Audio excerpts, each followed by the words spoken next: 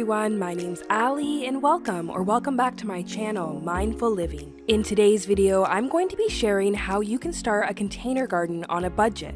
Of course, all gardens come with expenses and they can quickly add up, from the cost of your plants to potting soil. Today I'll be sharing a few of my top tips on how you can cut costs when growing in containers. Let's go ahead and get started. Tip number 1 is to start your plants from seed. Whether you're growing in the ground or in containers, one of the best ways that you can save money is to buy seeds rather than transplants. While starting your plants from seed requires more time and patience, it will be significantly cheaper than buying store-bought transplants. Transplants can cost you anywhere from $3 to $5 a plant, sometimes even more, whereas seeds will cost you about $3 to $4 a package, and you're going to get anywhere from 50 to 100 seeds depending on the variety. Simply sow your seeds indoors several weeks before the last frost date for your area. Always check the back of your seed packets for all the information you will need in order to sow each type of seed. I've collected a wide variety of seeds over the years that I've been growing in containers, and another thing I'm going to mention is that your seeds last a really long time. Some of my seeds I've had for over 5 years. On the back of your seed packets, you're going to see a packed for or sell by date. For these Swiss chard seeds, it says to sow them by December 2023, but I've successfully germinated these seeds and they're growing in my garden right now. The reasoning behind these dates is so that consumers like us will toss the seeds away and buy new ones each year, but you really don't need to do that. Your seeds are going to last for several years if you store them properly in a cool, dry place. Once you do plant your seedlings are going to need plenty of light.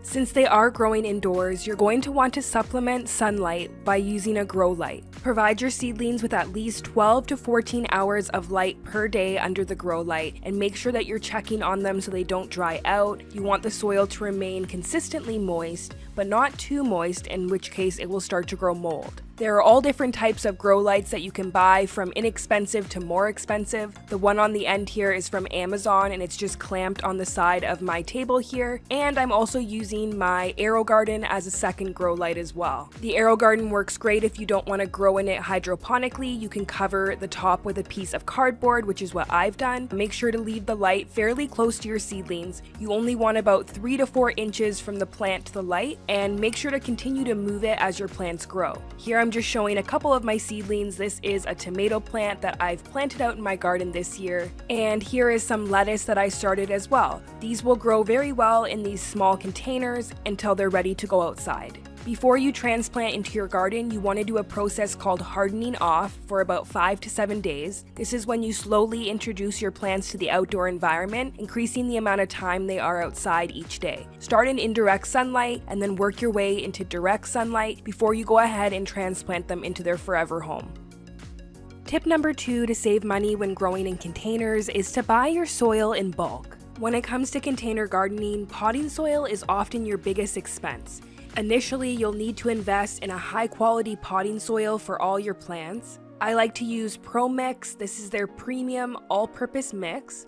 And this large bag is 112 liters and it only cost me $27.99 Canadian, opposed to buying 4 28-liter bags, which will run you about $9.99 a bag. So buying in large amounts like this will really reduce the price of your soil per liter. When selecting soil for your containers, you want to use a high-quality potting soil. Never use garden or topsoil in your containers, as it's simply too heavy and dense for your potted plants. Potting soil is lightweight and fluffy. It has great water retention and is specifically designed for growing plants in containers. You can refresh and reuse your potting soil from season to season. I do this from spring through fall. Simply add in a slow-release fertilizer and then replant.